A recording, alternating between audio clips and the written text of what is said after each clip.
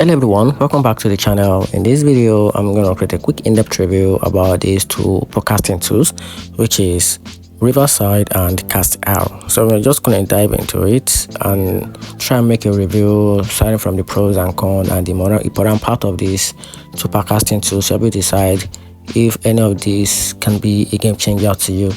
Let's quickly dive into it. So talking about Riverside, Riverside is perfect for podcasters who want studio quality recording without complex gear.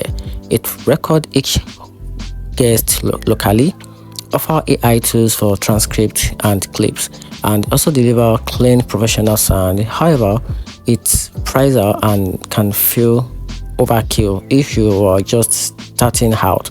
And talking about the Castr, on the other hand, it shines for live streaming and multi-streaming across platforms. And also, it's simple, reliable, and it is great for reaching audience in real time.